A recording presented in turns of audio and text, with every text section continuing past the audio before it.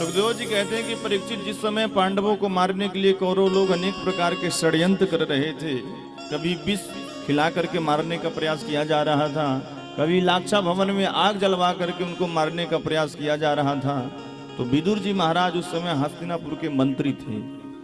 तो धृतराष्ट्र के सामने आकर के खड़े होकर के हाथ जोड़ करके कहते हैं कि महाराज, ये जो आप कर रहे हैं ये उचित नहीं कर रहे हैं।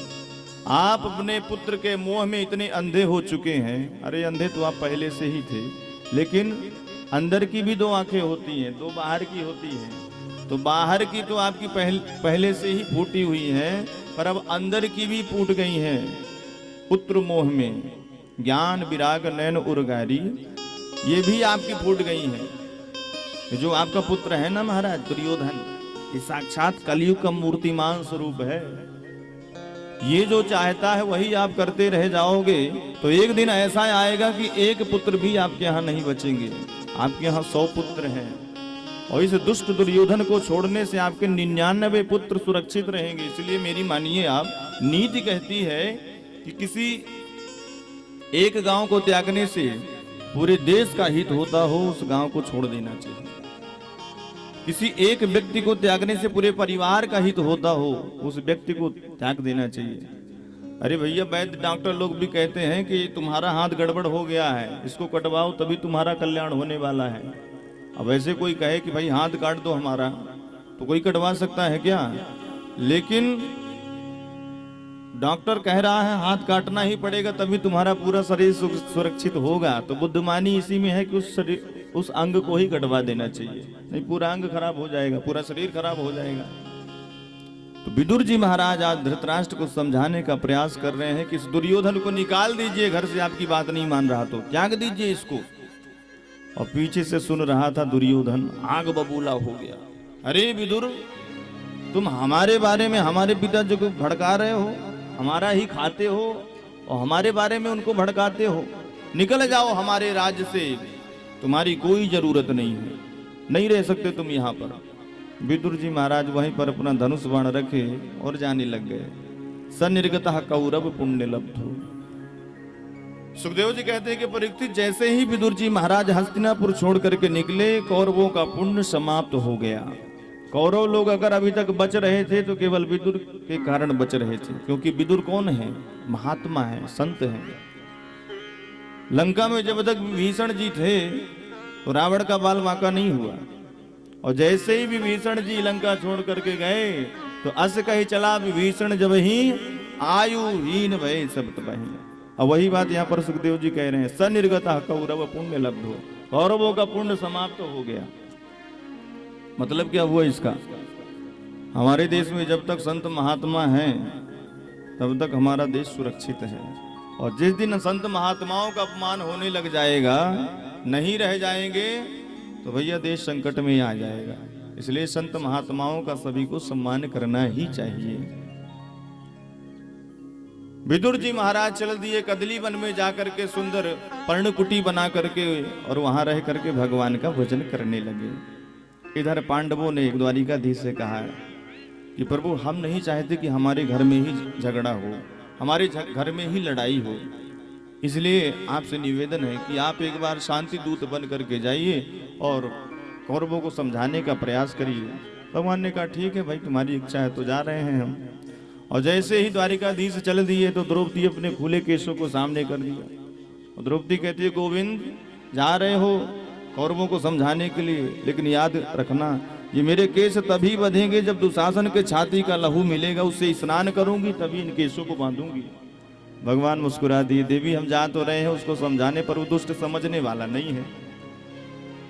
अब देखो, भगवान जिसको समझाना चाहे वो समझेगा, क्यों नहीं भाई?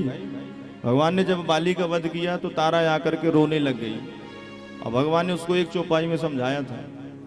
भगवान ने कहा क्यों रो रही हो? तारा ने कहा मेरे पति मर गए। भगवान ने कहा पड़े तो हैं तुम्हारे पति, कहाँ मरे हैं? बोले महाराज जी उनका शरीर पड़ा हुआ है। भगवान ने कहा कि शरीर हमारा पड़ा हुआ है, लेकिन तुम्हारे पति तो अभी भी जीवित हैं। आत्मा को कोई मार सकता है क्या? कोई नहीं मार सकता। चित जल पावक गगन समीरा, पंच रचित ये अदम शरीरा। एक चौपाई से भगवान ने तारा को समझा दिया। अब बताओ, जिसने किसी के पति को मारा हो 1 मिनट के लिए वो तो सुनने के लिए कुछ तैयार नहीं रहेगी, वही प्रवचन देने लग जाए तो सुनेगी कोई स्त्री क्या? लेकिन भगवान तारा को प्रवचन दे रहे हैं, तारा सुनने के लिए तत्पर हो गई और भगवान ने एक चौपाई से ही समझाया। तो भगवान जिसको समझाना चाह सकते हैं, दुर्योधन को ठाकुर जी समझाना चाहे तो समझा सकते हैं, लेकिन भगवान खुद नहीं चाहते कि ये समझे, और भगवान खुद चाहते हैं कि युद्ध हो। आज भगवान हस्तिनापुर पधारे हैं शांति दूत बनकर के। दुर्योधन ने कपट रूप से भगवान का बड़ा सुंदर स्वागत किया। एक विशाल सभा में सभी कौरव विराजमान हैं और एक उच्च सिंहासन पर गोविंद को बैठाया गया। भगवान बैठ करके दुर्योधन से बोले कि दुर्योधन, आज तक हमने आपको दुर्योधन नहीं कहा, तुम तो सुयोधन हो। अच्छा एक बात बताओ, ये पांडव लोग कौन है?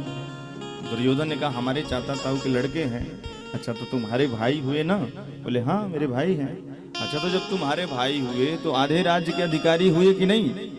दुर्योधन भड़क गया, अरे गोविंद क्या बात कर रहे हो, बिल्कुल नहीं दे सकता मैं उनको कुछ।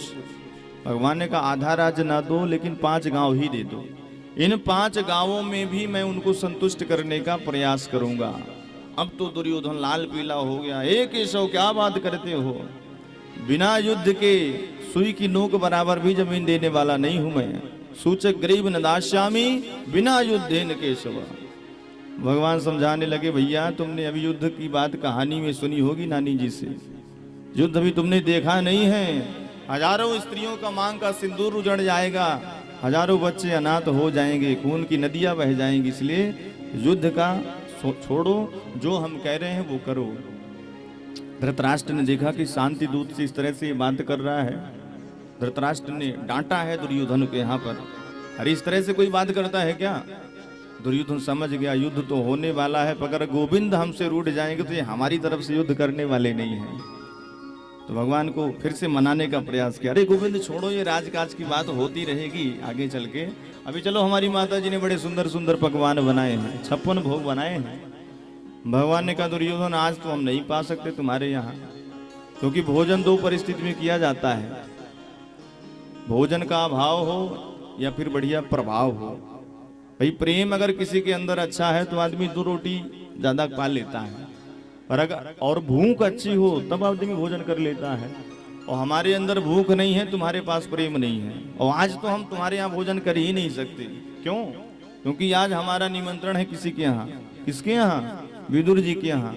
अच्छा विदुर जी के यहाँ निमंत्रण है? अरे वो आपको क्या खिलाएंगे, वो उनका रहने का कोई ठिकाना नहीं है, खाने का ठिकाना नहीं है, आपको क्या खिलाएंगे? अब उसी सभा में पीछे खड़े हुए थे विदुर जी महाराज, क्योंकि मंत्री पद तो अब था नहीं कि आकर के सिंहासन में बैठे, पर खड़े थे पीछे, देखने आए थे कि कौन पांडवों के भाग्य का फैसला क्या होता है, हम भी तो देखें।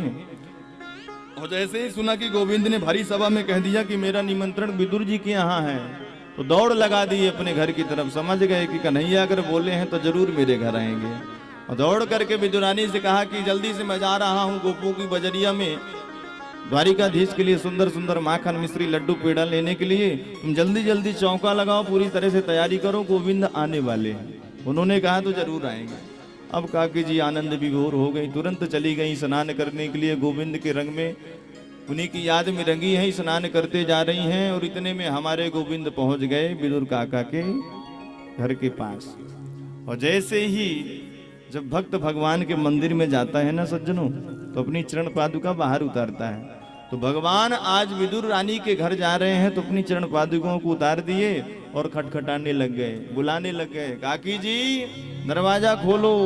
और जो काकी जी ने गोविंद की आवाज सुनी तो प्रेम विह्वल हो गई, गीले वस्त्रों में ही आकर के दरवाजा को खोल दिया और गोविंद अंदर आए। समझ गए कि काकी जी भाव में विह्वल हो गई हैं। अपनी काली कमलिया उठा करके काकी जी को उठा दिया। एक पटा लेकर के काकी जी पूरे आंगन में गोविंद को घुमाने लग गई। प्रभु आप यहाँ पे बैठिए ना, ये जगह अच्छी नहीं, आप यहाँ पे बैठिए। नहीं नहीं प्रभु ये जगह अच्छी नहीं, आप यहाँ पे बैठिए। पूरे आंगन में घुमा डाला और ऐसी जगह पर गोविंद को बैठाया जहाँ पर जल रखा जाता था। जल रखा जाता था उसी में पटा को उल्टा करके बैठा दिया। भगवान बैठ भी गए। अब जैसे ही गोविंद बैठे तो पेट में हाथ फेरते हुए कहते हैं कि काकी जी बड़ी जोर की भूख लगी है, कुछ व्यवस्था करो। काकी जी ने कहा कि द्वारिकाधीश थोड़ी देर तक बैठो। काका जी बस थोड़ी देर से आते ही होंगे। गए हैं तुम्हारे मन पसंद की चीज लेकर, आएंगे अभी तुरंत। भगवान ने कहा नहीं कहा कि जी हमको अभी चाहिए और जल्दी लेकर के आइए, जो घर में हो सो। विदुर रानी ने सोचा कि घर में तो कुछ है नहीं, कहाँ ला करके दूं। तो डलिया लेकर के गई, कदली वन में गई और 15-20 केले तोड़ करके लेकर के आई और गोविंद के सामने रख दिया। गोविंद ने कहा काकी जी अब इनको हमको पवाइए। तो विदुरानी केले के छिलकों को छील छील करके, अब चूंकि भाव में विभोर हो गई, उनको पता नहीं हम कर क्या रही हैं, तो केले के फल फेंकते जा रही हैं, छिलके गोविंद को खिलाते जा रही हैं। 20-25 छिलके भगवान जब पा गए, इतने में विदुर जी महाराज आए। अरे जल्दी से तैयारी करो, गोविंद आने वाले हैं। क्या कर रही हो? विदुरानी ने कहा आने वाले हैं कि बैठे हैं। अच्छा भगवान आ गए, चलो बहुत अच्छी बात है। तुमने कुछ स्वागत किया, खिलाया पिलाया कि नहीं? विदुरानी कह रही हाँ मैंने बहुत कुछ खिलाया। और जो विदुर जी महाराज आकर के देखते हैं तो केले के फल पड़े हुए हैं, छिलके का पता नहीं। समझ गए विदुर जी महाराज, इस बाबरी ने तो केले के छिलके ही गोविंद को खिला दिए। अरे तेरी मति मारी गई है क्या? तेरे को समझ में नहीं आता क्या खिला रही है गोविंद को? अब जैसे ही विदुरानी को पता चला, हे भगवान मैंने क्या कर दिया, छिलके गोविंद को खिला दिए। दोनों हाथ जुड़ गए, प्रभु मेरे को क्षमा करना। और प्रभु एक निवेदन करना चाहती हूँ, ठीक है भोजन बनाने वाले का ध्यान ना रहा हो और उसने ठीक से राम रस ना डाला हो, नमक ना डाला हो, और खाने वाले को तो बताना चाहिए कि नमक नहीं है, नमक ला करके दो। गोविंद कहते हैं काकी जी सच बताएं, हम आप इतने प्रेम से हमको केले के छिलके पवा रही थी कि हमको खुद ध्यान नहीं था कि हम केले के फल खा रहे हैं कि छिलके खा रहे हैं। और सज्जनों वास्तव में भगवान कभी पदार्थ को नहीं देखते, भक्तों के प्रेम को ठाकुर जी देखते हैं। पर हम लोग यही तो करते हैं, भगवान को पदार्थ खिलाते हैं और दुनिया के लोगों से प्रेम करते हैं जो प्रेम की भाषा जानते ही नहीं है। प्रेम भगवान से करना चाहिए क्योंकि प्रेम की भाषा कन्हैया ही जानते हैं, संसारी के लोग नहीं जानते। पर हम लोग उल्टा करते हैं, भगवान को बढ़िया 56 भोग खिलाते हैं और दुनिया के लोगों से प्रेम करते हैं। तो भाव के भूखे हैं कन्हैया। भाव अर्पण अगर विदुरानी की जैसे हो तो ठाकुर जी 56 भोग को भी त्याग देते हैं। आज आपने देखा ना, भगवान विदुरानी के छिलके का भोग लगा रहे हैं और दुर्योधन के मेवा को छोड़ रहे हैं। नहीं स्वीकार करते हैं निमंत्रण नप दुर्योधन का, नहीं स्वीकार करते हैं निमंत्रण नप दुर्योधन का। विदुर के घर पहुँच कर भोग छिलकों का लगाते हैं। विदुर के घर पहुँच कर भोग छिलकों का लगाते हैं। न जाने कौन से गुण पर दया निधि रीझ जाते हैं। न जाने कौन से गुण पर दया निधि रीझ जाते हैं। न जाने कौन से गुण पर दया निधि रीझ जाते हैं। न जाने कौन से गुण पर दया निधि रीझ जाते हैं। भक्तवत्सल भगवान की जय हो।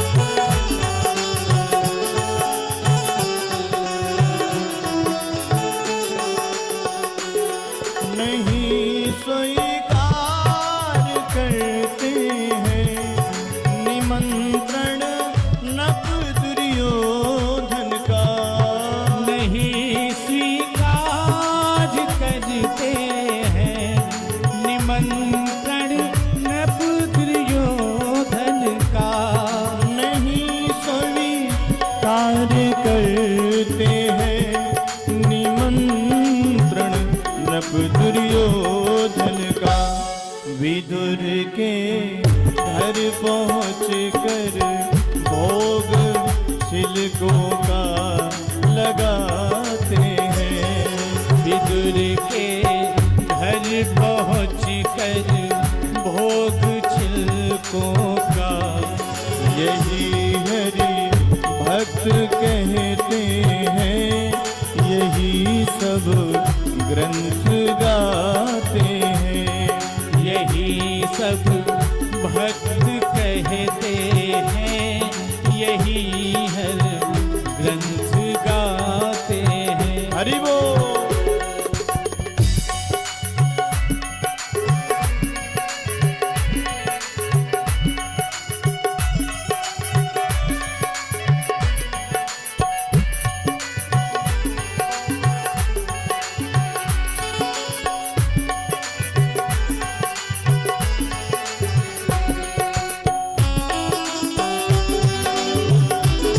हरि बोल।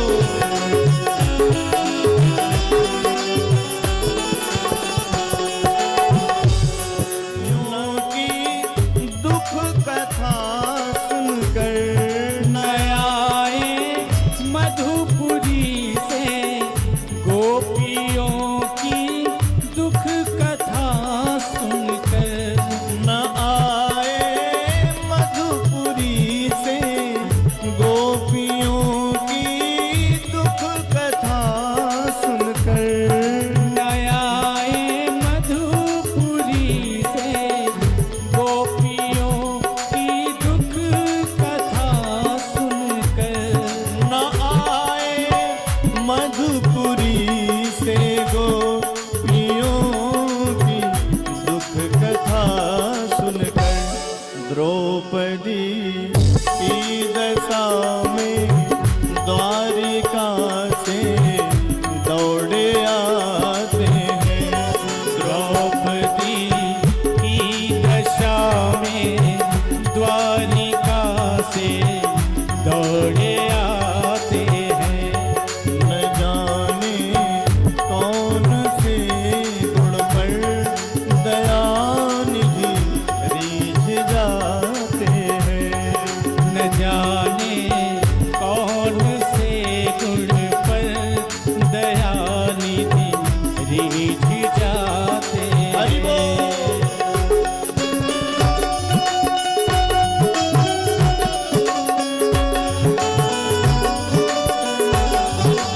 जय हो। श्री राधे।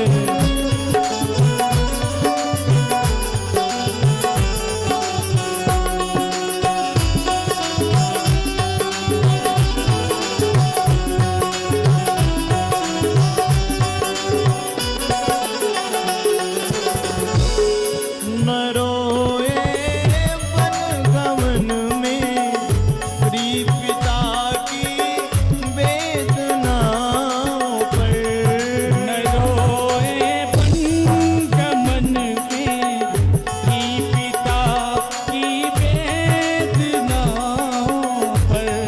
न रोए वन गमन में श्री पिता की वेदनाओं पर। उठा कर गीध को निज गोद में आंसू बहाते हैं। उठाकर गीध को निज गोद में आंसू बहाते हैं। न जाने कौन से गुण पर दयानिधि रीझ जाते हैं। न जाने कौन से गुण पर दयानिधि रीझ जाते हैं। यही हरि भक्त कहते हैं, यही सब ग्रंथ गाते हैं। न जाने कौन से गुण पर दयानिधि रीझ जाते हैं।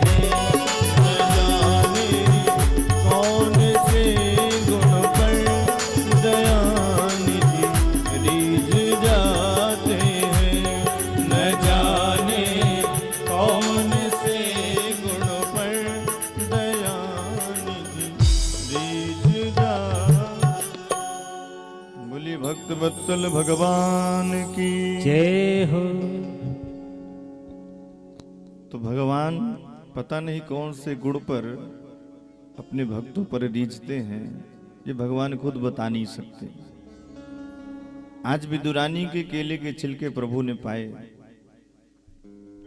विदुर जी भगवान को बारंबार प्रणाम करते हुए क्षमा याचना की और वहीं पर भगवान विदुर जी के गोद पर सर रख करके और आराम करने लग गए।